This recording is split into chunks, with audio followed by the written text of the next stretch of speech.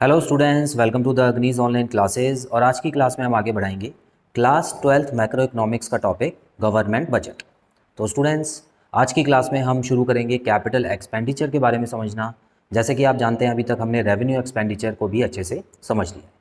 तो students, starting हम बिल्कुल वैसे ही करेंगे जो शॉर्टकट हमने बनाया था इस चैप्टर को समझने के लिए।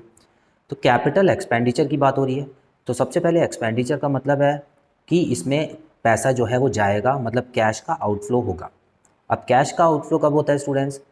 या तो एसेट खरीदी होगी तभी कैश का आउटफ्लो होगा, या लायबिलिटीज़ कम की होगी, मतलब अपना उधार कम किया होगा, किसी को पेमेंट कर दी होगी, रीपेमेंट कर दी होगी उधार की, मतलब उधार चुका दिया होगा। तो ये दो एरोज़ याद रखिएगा और इसी से इसकी डेफिनेशन बनेगी। क्योंकि यहाँ पे कैपिटल वर्ड यूज़ है तो यहाँ पर आपको नो लगाने की भी ज़रूरत नहीं है स्टूडेंट्स। तो आई होप इतना क्लियर है आपको। तो इसकी डेफिनेशन क्या हो जाएगी? Those expenditure which either creates an asset or causes a reduction in the liabilities of the government. तो ऐसे एक्सपेंडिचर जिसकी वजह से कोई एसेट बनती है या कोई लायबिलिटी कम होती है गवर्नमेंट के लिए। तो अब इसके कुछ एग्जांपल्स भी पढ़ते हैं स्टूडेंट्स। बड़ी सिंपल डेफिनेशन थी। रेवेन्यू एक्सपेंडिचर में हमने जब पढ़ा था तो बस इतना याद रखिएगा, एसेट इंक्रीज और लायबिलिटी डिक्रीज के सामने नो और नो लिख देना था आपको, है ना। तो वहाँ पर तो नो आता था, लेकिन यहाँ पर नो नहीं आएगा, यहाँ पे आइदर और आएगा, और यहाँ पे नाइदर नॉर आता था। चलिए, it is non recurring in nature. तो जाहिर सी बात है स्टूडेंट्स, एसेट्स जो खरीदी जाती हैं या लाइबिलिटीज़ चुकाई जाती हैं वो रेगुलर तौर पे नहीं होता है, ठीक है, कभी कभी होता है, तो नॉन रिकरिंग होता है ये। Must create an asset. तो अब हम इसका एग्जांपल पढ़ते हैं कि ऐसे कौन से एक्सपेंडिचर हैं जिसकी वजह से गवर्नमेंट की एसेट बढ़ती है। तो इसमें सबसे अच्छा एग्जांपल आ गया है, construction of metro is a capital expenditure as it increases the asset.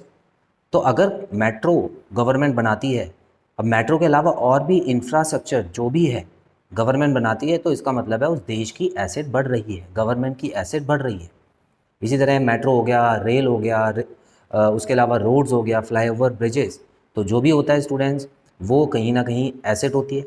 Metro को यहाँ इसलिए एसेट में लिखा गया है क्योंकि इसके ऊपर फिर पूरा का पूरा गवर्नमेंट का अधिकार होता है और इससे जो भी कमाई होती है वो गवर्नमेंट के रेवेन्यू में चली जाती है।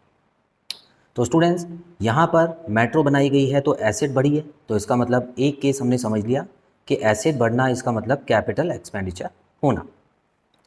सेकंड पढ़ लेते हैं, must cause a decrease in liability. तो स्टूडेंट्स, दूसरा केस हमने पढ़ा था कि लायबिलिटी कम भी होनी चाहिए। अब गवर्नमेंट के ऊपर कौन सी लायबिलिटीज़ होती हैं जो कम होंगी? तो repayment of borrowing reduces the liabilities. हमने पढ़ा था स्टूडेंट्स कि गवर्नमेंट कुछ ऐसी जगह होती है जहाँ से गवर्नमेंट भी लोन ले सकती है। फॉर एग्ज़ाम्पल, गवर्नमेंट आरबीआई से भी लोन ले सकती है क्योंकि वो तो उसी की बैंक है। उसके अलावा अगर अपने देश में कहीं से नहीं लेना चाहती तो और भी ऑप्शंस हैं, जैसे कि वर्ल्ड बैंक, वहाँ से लोन मिल जाता है डेवलपिंग कंट्रीज़ को। आईएमएफ है, इंटरनेशनल मॉनेटरी फंड। उसके अलावा डेवलपमेंटल बैंक्स भी हैं। तो स्टूडेंट्स, बहुत सारे ऐसे ऑप्शंस होते हैं गवर्नमेंट के पास जहाँ से वो लोन ले सकती है। लेकिन लोन लेना और लोन चुकाना बिल्कुल अलग बात है। लोन लेना मतलब लायबिलिटी बढ़ रही है तो वो तो रिसीट में आ गया था, वो हमने रिसीट में पढ़ा था। लेकिन उसी लोन को अगर चुकाया जाए तो स्टूडेंट्स वहाँ पे हमारा कैश कम हो जाता है, तो इसीलिए वो भी कैपिटल एक्सपेंडिचर में ही आता है और ये रेगुलर नहीं होते हैं, ये लायबिलिटी पे असर डालने वाले होते हैं। तो स्टूडेंट्स, बहुत ही सिंपल इंट्रोडक्शन था इसका। आने वाली क्लासेस में नए टॉपिक पे चलेंगे।